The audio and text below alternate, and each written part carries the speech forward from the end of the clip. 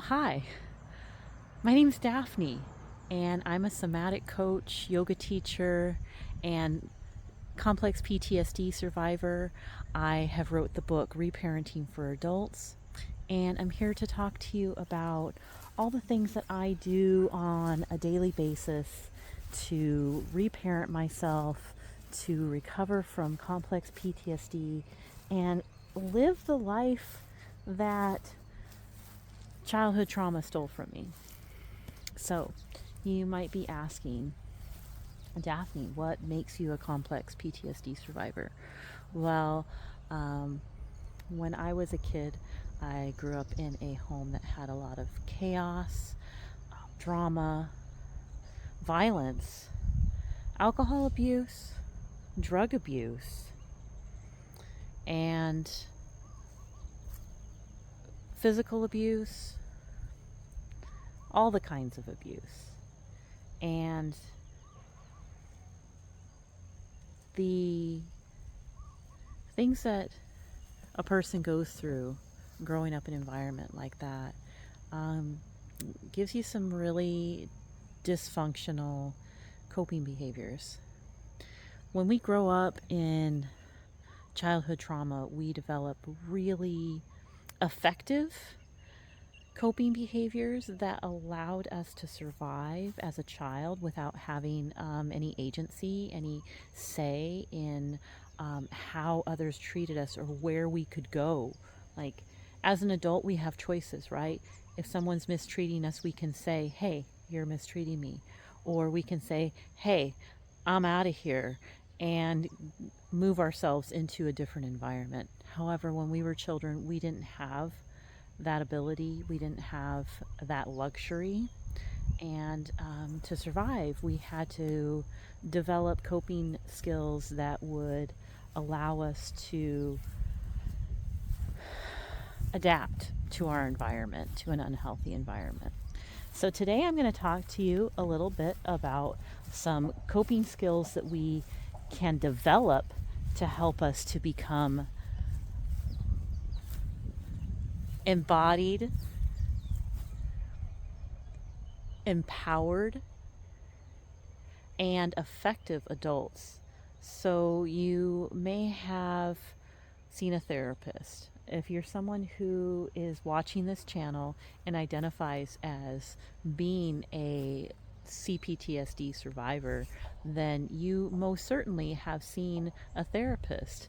And you may or may not have been diagnosed with complex PTSD. Complex PTSD was only first recognized by the World Health Organization, by the WHO, in about 2010. That wasn't that long ago, folks. Not if you're my age. So, 15 years ago. Um, Currently, it's not listed in the DSM for clinical psychology in American medicine. However, that doesn't make it um, not real. And treatments that were prescribed for me, talk therapy, sometimes medication for depression when I was younger, they didn't help. They helped a little bit. They didn't solve the problem for me. So, after years of trying, trying, trying my best to come out from underneath the weight of the coping behaviors that helped me to survive as a child but were hugely hindering me as an adult. These coping behaviors, like not speaking up, like overgiving, like people pleasing, like not having a voice, not knowing what I liked, even because I'd spent my whole life attuning to the needs of other people around me. So, after an illness that I experienced in 2022, I became a yoga teacher. After years and years, I finally became a yoga teacher in 2022. And that was my dream. That had been my dream for the last 15 years. And it was such an accomplishment for me and meant so much to me. But there was more to do. Learning to be somatically in the body was the biggest tool. So, first of all, yoga for me has been the biggest somatic tool that I have used to recover from complex PTSD. But some other tools, which I'd like to talk about today, are journaling, EFT, tapping, and that stands for Emotional Freedom Technique, and somatic mindfulness inquiry, art, and movement. But today I want to talk about journaling. Now you might say, yeah, everybody says you should journal. Oh, journal about it. Oh, if you have a feeling, you should journal about it. Maybe you've seen a therapist who said, oh, you should journal. And maybe you don't know how to journal. Maybe you don't feel like you're a writer. Maybe you used to journal, but you stopped for a number of reasons. Maybe you just didn't have the time. Maybe you had your trust violated, like I did. When I was a kid, I kept a journal, and my mom read my journal one time, and it was a huge violation of trust. And all throughout my 20s, 30s, and 40s, I struggled to journal. I would journal infrequently, even though my therapist told me that it was, so effective and something that I could do to help support me. I had a deep fear about having my inner thoughts exposed again. And so if that was you, my sympathies, my deep, deep sympathies for your pain. However, we're adults now. We have our own space. And if we don't have our own safe space, then that needs to be a priority to establish a safe space for yourself. I'm going to talk today about how I journal. It's a simple method. It's called the Rule of 5, and you can do it in 5 minutes.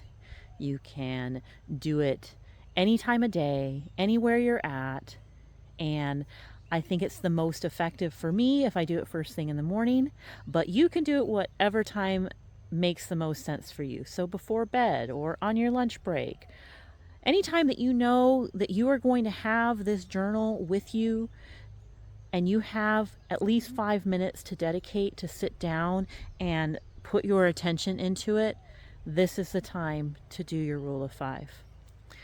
So it's not making a list in the traditional sense of making a to-do list, okay? So I want you to get your journal. It's going to be a nice journal, so a nice notebook, something that is pleasing to you. Maybe it's got a nice cover. Maybe it's got the weight of paper that you like.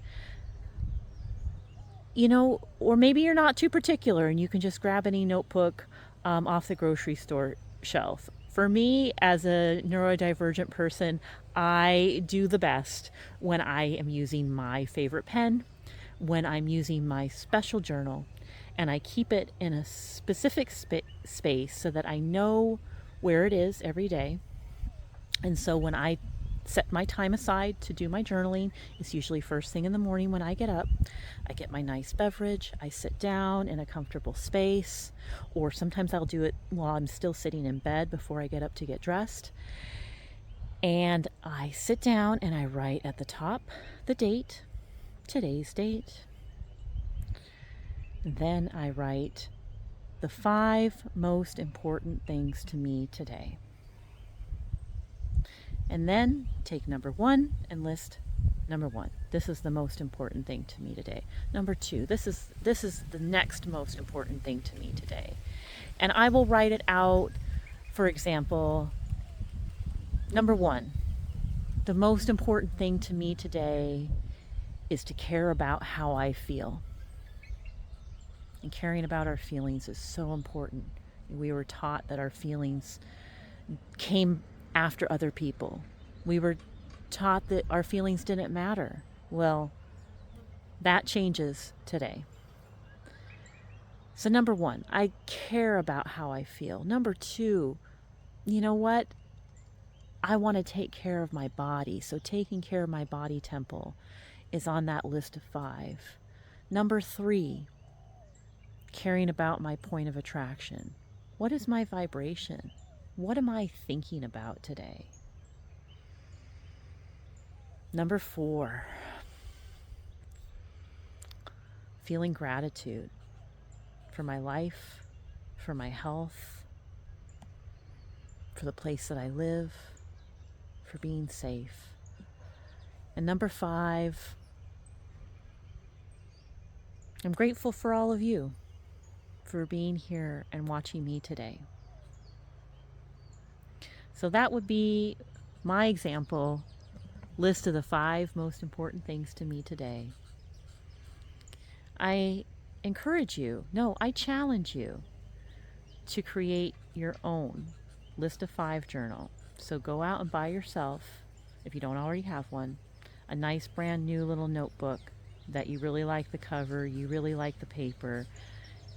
Make sure you have a nice pen that you like and set it someplace where you know where it's going to be. It can be on your side table. It can be on your kitchen table where you drink your coffee. It could be on your bedside table. It could be in your backpack and you take it with you and you write on your lunch break. But have that journal. Write in it for 5 days. I challenge you. Just start with 5 days and let me know how you feel after that 5 days. Did anything shift? Did anything change for you? I know it sounds super simple, but I'm telling you, simple is what works. We don't need to make this more complicated. We've spent our lives living more complicated than we needed to. Make it easy, make it simple, and find joy, find happiness in the process. I encourage you, and I look forward to sharing more of my reparenting journey with you.